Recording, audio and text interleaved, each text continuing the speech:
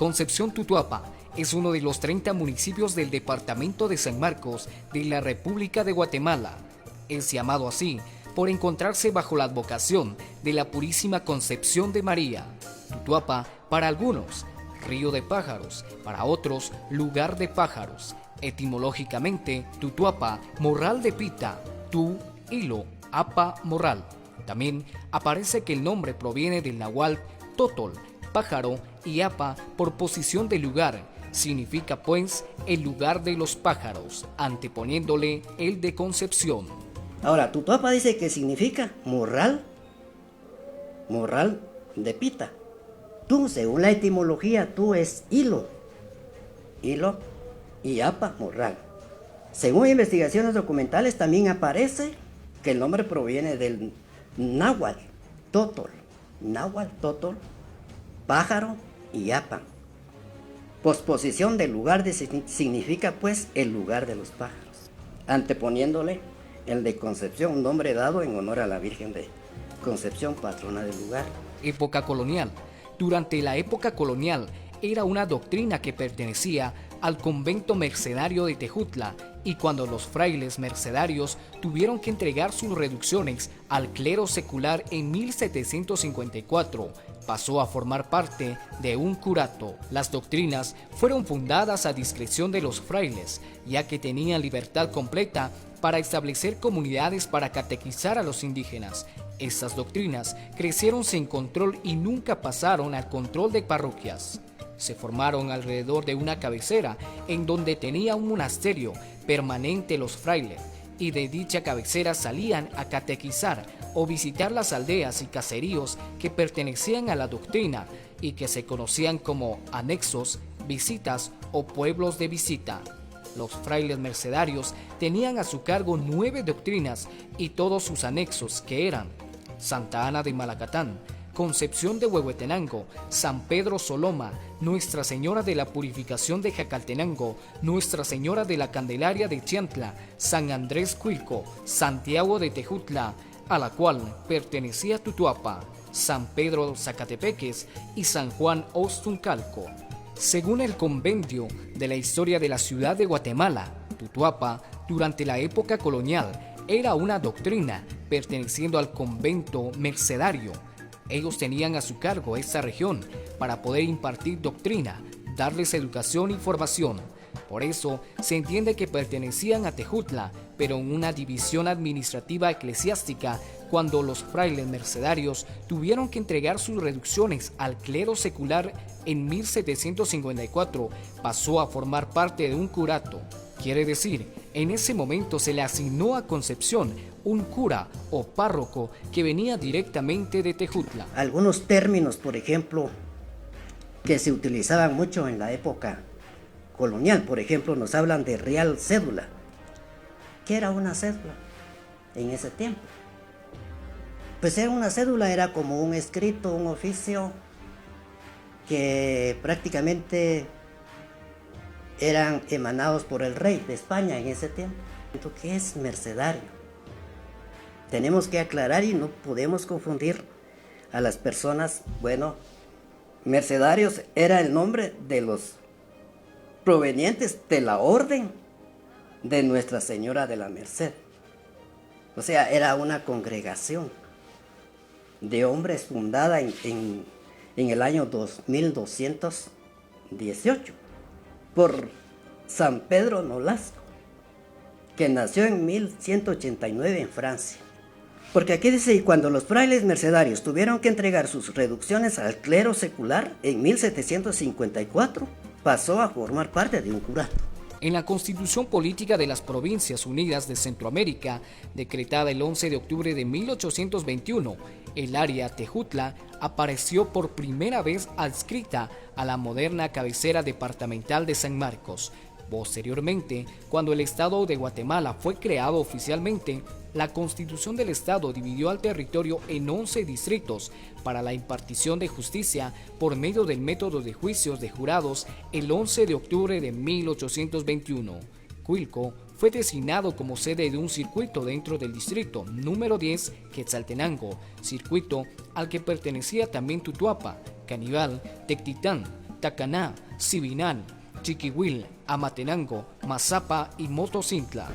Pero después de la independencia de Centroamérica, en 1821, Tutuapa, dice, fue asignada al circuito de Cuilco, del distrito número 10 de Quetzaltenango, para la impartición de justicia por medio de juicios de jurados, y luego formó parte del Estado de los Altos entre 1838 y 1840. Aquí nos dice Estado de los Altos, así le llamaban a todo lo que es Quetzaltenango.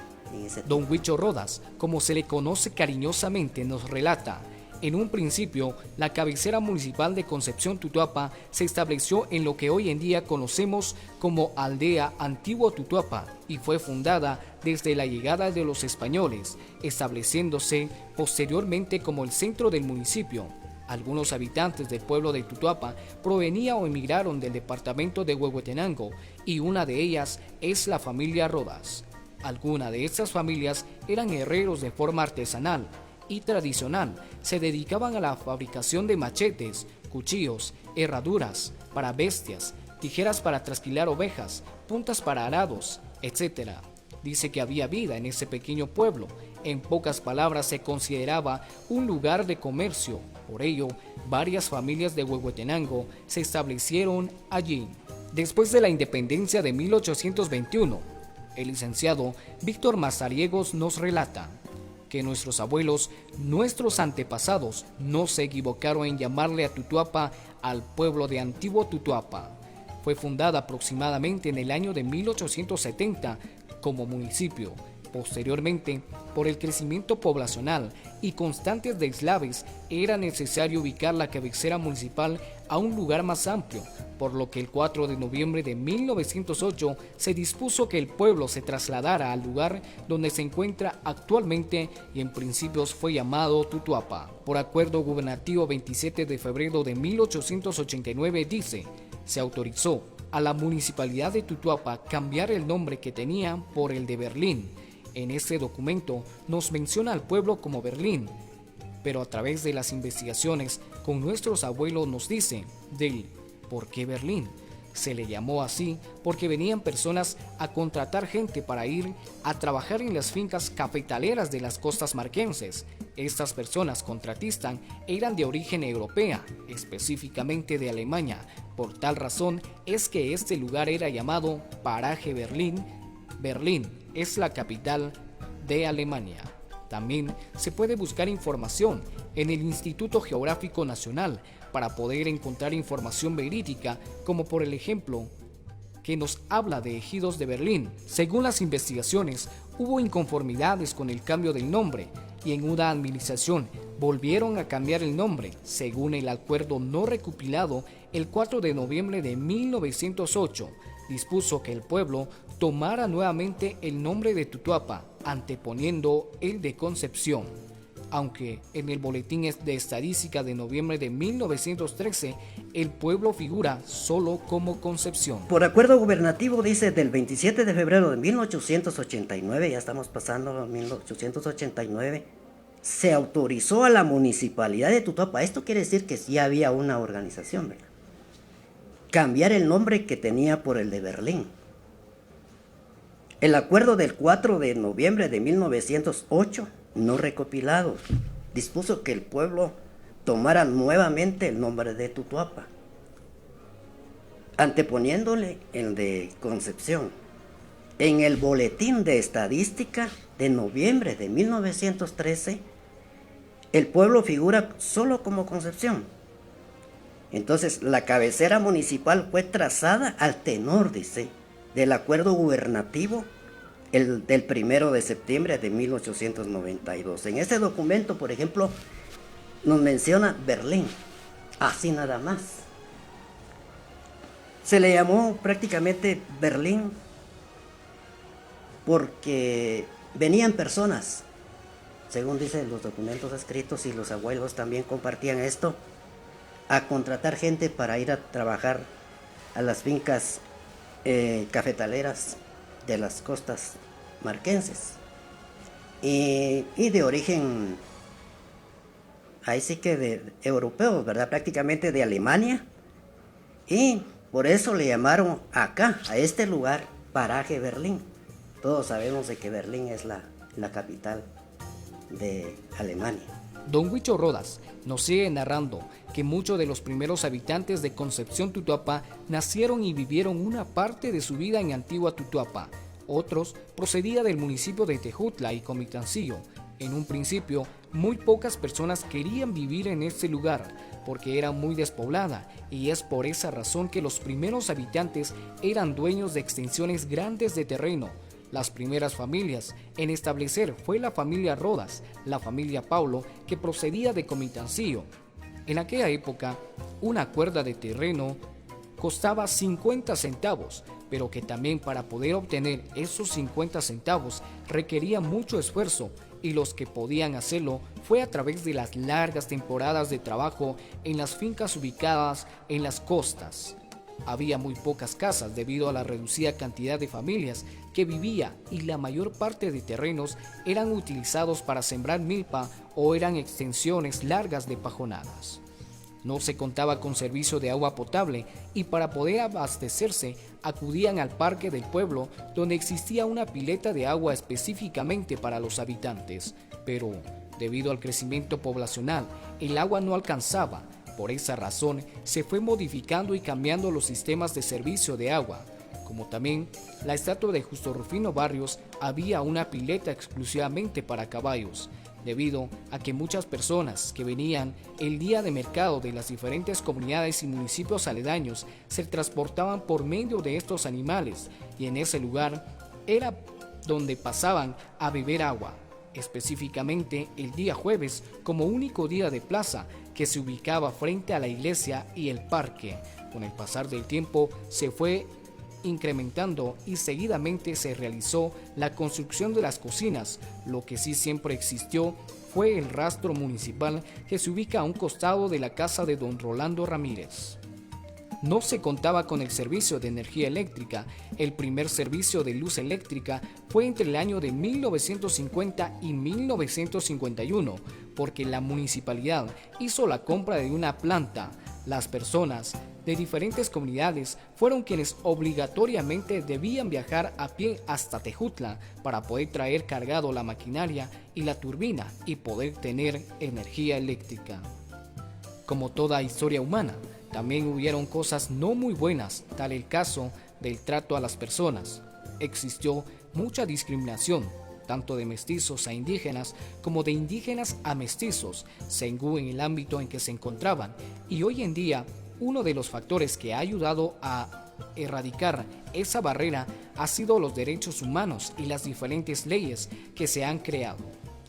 Cada uno de nuestros abuelos y abuelas definitivamente tienen historias diferentes de cierto sentido y muy similares en otras, y que ellos los fueron obteniendo a través de su experiencia, a través de su diario vivir, a través de los sufrimientos que fueron afrontando durante su vida, pero también a través de las narraciones que nuestros antepasados les fueron proporcionando durante aquellas noches largas de desvelo, durante las tardes de lluvia, quizás mientras disfrutaban de los pocos alimentos que se tenían, o simplemente porque consideraron que era la forma más efectiva de seguir manteniendo toda aquella riqueza cultural, o que se mantuvieran viva en nuestra memoria todas aquellas dificultades que pasaron, pero sobre todo inculcarnos a todos aquellas buenas costumbres, tradiciones y los valores humanos que hacían armoniosa su estilo de vida.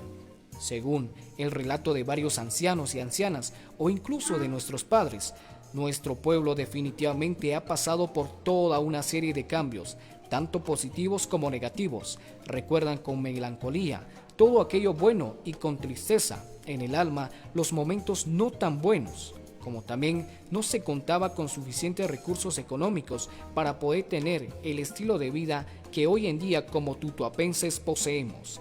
Recuerdan cuando aquellos días un grano de maíz era tan sagrado, a tal punto que era un pecado desperdiciar un solo grano porque había escasez de maíz. Las familias sembraban 10, 20 o hasta 30 cuerdas de milpa, pero al final la cosecha no era tan buena y a causa de ello había mucha hambre. cuando no existía carretera para poder trasladarse a la cabecera departamental de San Marcos, y cuando era necesario, tenía que ser a pie o a caballo, cuando había posibilidades, y cuando aproximadamente en los años 60 finalmente hubo carretera y empezaron a circular 2 camionetas, pero el costo del pasaje era 1,50 centavos, un quetzal con 50 centavos. Aún así, por los bajos recursos económicos, era una cantidad muy grande y muchas personas continuaron viajando a pie y de regreso en camioneta para poder economizar el viaje. Invitamos a todos y a todas, como tutuapenses, podamos ser partícipes de la valorización de nuestra riqueza cultural y podamos ir forjándolo desde cualquier ámbito de nuestro diario vivir. Me maravillo a cada paso que doy, a cada que escucho a los abuelos y abuelas. Me maravillo a cada descubrir, porque hoy sé que un pueblo sin conocimiento de su pasado es como un árbol sin raíces, porque la cultura, la historia, los valores permanecen en el alma de su gente.